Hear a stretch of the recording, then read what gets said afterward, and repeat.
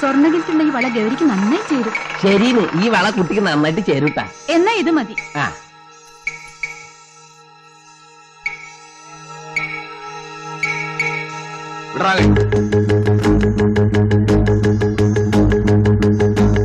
പെണ്ണുങ്ങളുടെ കയ്യെത്തൊട്ട് സൂയിക്കാതെ വളയിട്ട് കൊടുക്കാൻ നിനക്ക് അറിയില്ലല്ലടാ.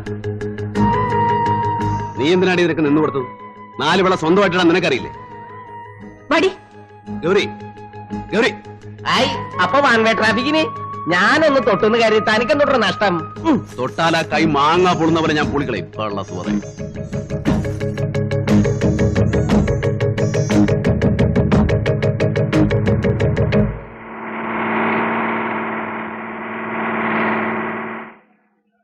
ഏതാ പെൺകുട്ടി?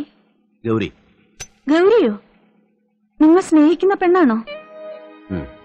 അവരുടെ പെരുമാറ്റം കണ്ടിട്ട് അങ്ങനെ തോന്നിയില്ലല്ലോ. ചില സമയത്ത് അവളുടെ പെരുമാറ്റം അങ്ങനെയാ. ചിലപ്പോഴേ ഉള്ളൂ.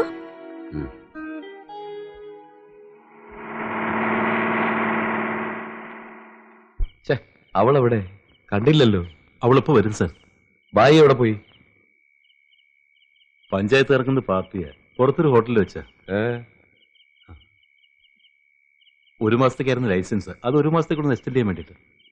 അപ്പൊ ബിസിനസ് ഇവിടെ പച്ച പിടിച്ചെന്ന് അർത്ഥം. തരക്കടില്ല സാർ. അവൾ അവിടെ എന്തെടുക്കുവാടോ? Dress change ചെയ്യായിരിക്കും.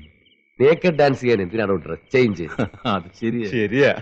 അതിന്റെ ആവശ്യം എന്താ? ഡോക്ടർ സാറേ, ചുമ്മാ തിന്നുകൊണ്ടിരിക്കാതെ അല്പം ഒഴിച്ച് കഴിക്കാം. കഴിക്കുന്ന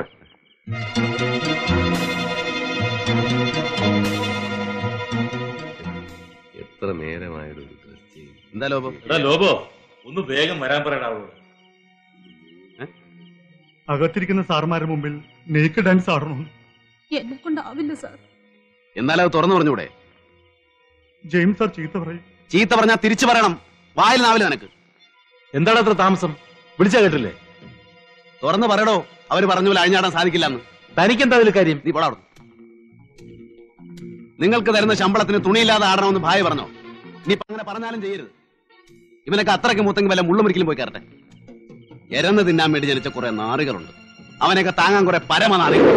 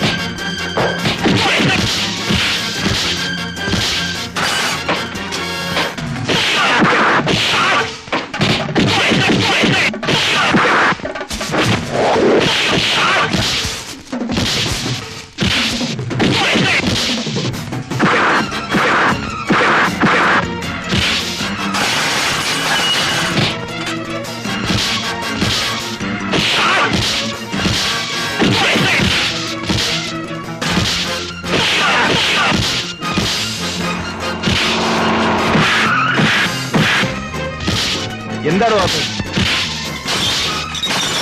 ഭരത കൊന്നുകള ഞാൻ. ഭരത വേണ്ട.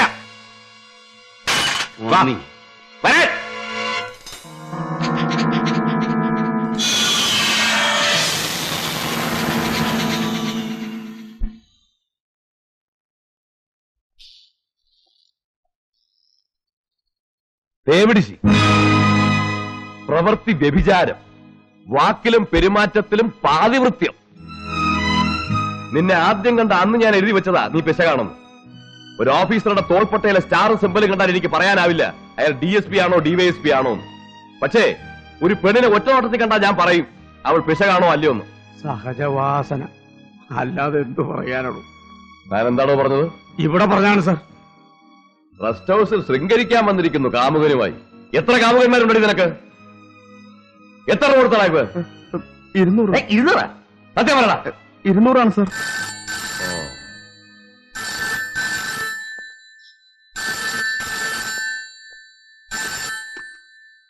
ഹലോ, അതെ സർ. സർ സർ ശരി സർ. ശരി സർ, വെക്കട്ടെ.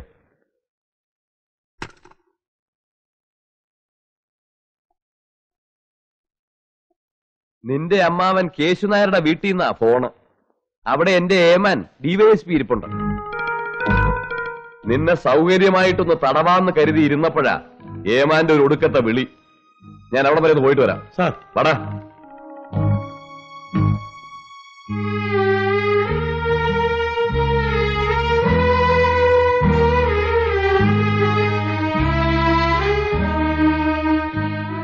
നിന്നെ സഹായിക്കാൻ SP-യോ IG-യോ കുടുംബക്കാരോ ആരുമില്ലേ?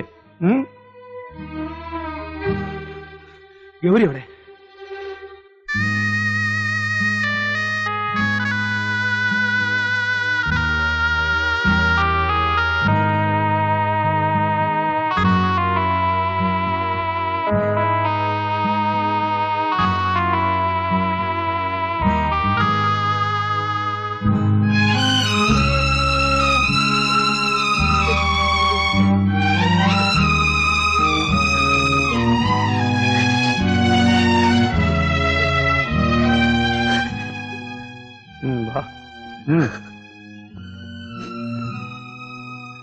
സംഗതിയൊക്കെ വാസ്തവ. കയ്യും കളവോടെ പിടിച്ചത് ഇവിടുത്തെ റെസ്റ്റ് ഹൗസിൽ വെച്ച്. ആദ്യമൊക്കെ രക്ഷപ്പെടാൻ വേണ്ടി കാമുകനും കാമുകയാന്നാ പറഞ്ഞു. ഒന്ന് വരട്ടിയപ്പോ ചെക്കൻ കൈ കഴി. ഞാൻ അത്യാവശ്യമായി നിന്നെ വിളിപ്പിച്ച് എന്തിനാന്ന് വെച്ചാൽ വലിയ കഴുകൻ പുറത്തു പോയിരിക്കുക. വേറെ ചില കഴുകന്മാർ ഇവിടെ ചുറ്റിപ്പറ്റി നടപ്പുണ്ട്. ഇന്നോ നാളെയോ മറ്റന്നാളോ ഒന്നും ഈ പെണ്ണ് കോടതി കാണില്ല. 2 or 3 പ്രാവശ്യം തിരിച്ചും മറിച്ചും വായിച്ചാലൊന്നും ജാമ്യാപേക്ഷയിലെ വാക്കിന്റെ അർത്ഥം മാറില്ല സാറേ.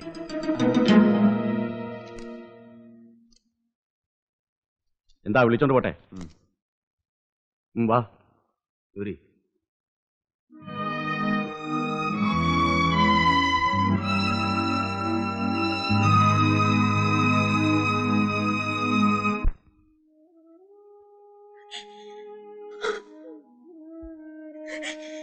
കുറെ നേരമായി കരച്ചിൽ തുടങ്ങിയിട്ട്. ഇത്രയും നേരം ഞാൻ ക്ഷമിച്ചു. സത്യം എന്താണെന്നുള്ളത് നിന്റെ നാവിൽ നിന്ന് തന്നെ എനിക്കറിയണം. പറയാൻ മനസ്സിലെങ്കിൽ ഇല്ല എന്നുള്ള ഒറ്റ വാക്കിൽ നിർത്താം. പിന്നെ നിനക്ക് നിന്റെ വഴി, എനിക്ക് എന്റെ വഴി. പറയടി.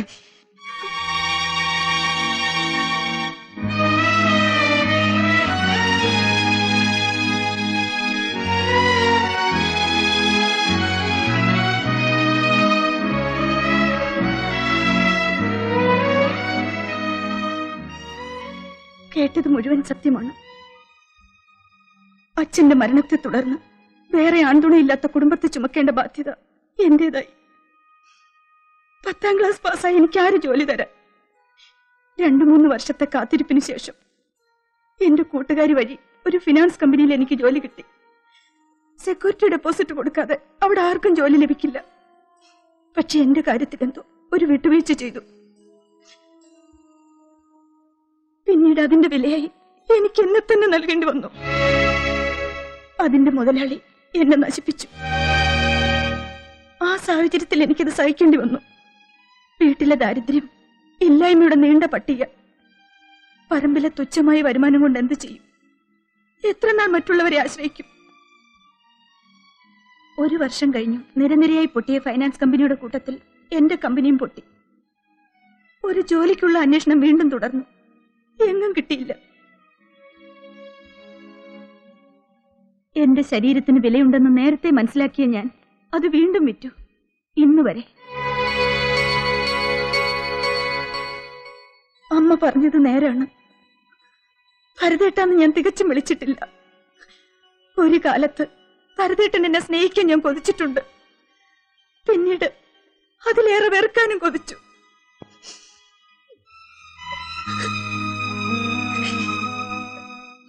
അതിനുവേണ്ടി ഭരതേട്ടനോട് വളരെ മോശമായി ഞാൻ പെരുമാറിയിട്ടുണ്ട്. രാത്രി ഒറ്റയ്ക്കിരിക്കുമ്പോ അതോർത്ത് ഞാൻ പൊട്ടിക്കരഞ്ഞിട്ടുണ്ട്.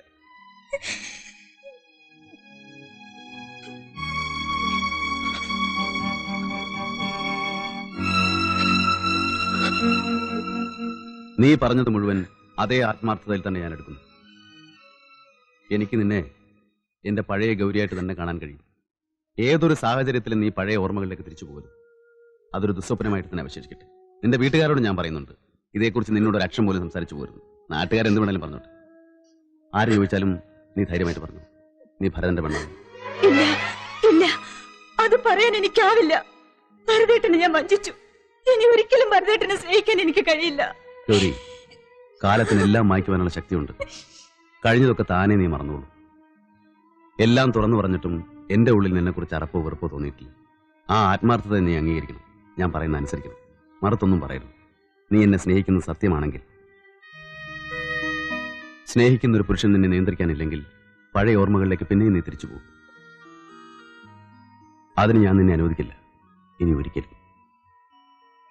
പണ്ടെങ്ങോ ഞാൻ നിന്റെ അമ്മയോട് പറഞ്ഞിട്ടുണ്ട്, ഒരു തുളസിമാലയും താലിയും മാത്രം മതി അവർ പറയുന്ന ഏത് അമ്പലത്തിൽ വെച്ച് നിന്നെ ഞാൻ കെട്ടിക്കൊള്ളാവും. അത് ഞാൻ വീണ്ടും പറയും.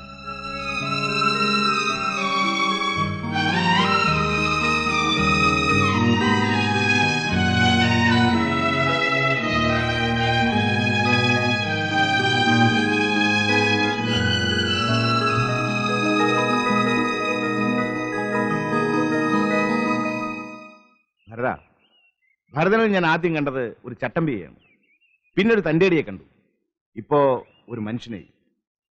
കേൾക്കുന്നവർ ചിലപ്പോൾ ഭരതനെ പുച്ഛിച്ചെന്നിരിക്കും. ഏതായാലും അക്കൂട്ടത്തിൽ ഞാൻ പെടില്ല. വലിയ മനസ്സുള്ളവർ വളരെ ചുരുക്കമാണ്. മനസ്സിലായില്ലേ? ഗൗരിയുടെ കാര്യമാണ് ഞാൻ പറഞ്ഞത്. ഒരു നല്ല കാര്യത്തിന് ഇറങ്ങിയായിരുന്നു ഞാൻ. അതിലും നല്ലൊരു കാര്യം കേട്ടപ്പോ മനസ്സിനൊരു സുഖം. എന്താ ഭായി നല്ല കാര്യം എന്ന് പറഞ്ഞു? പാലക്കാട് ഓൾ ഇന്ത്യ എക്സിബിഷന് നമ്മുടെ കൊട്ടേഷൻ ഉറച്ചെന്ന് കേട്ടു. അതിന്റെ ആളുകളെ കാണാൻ ഇറങ്ങിയായിരുന്നു. കൂട്ടത്തിൽ റാണി ഒരു ഡെന്റിസ്റ്റിനെ കാണിക്കണം. അവൾക്ക് എന്തോ ഒരു പല്ലുവേദന. ഞാനിന്ന് വൈകിട്ട് വനജയുടെ വീട് വരെ ഒന്ന് പോകും. പോടോ, ധൈര്യമായിട്ട് പോ. ചെല്ല്.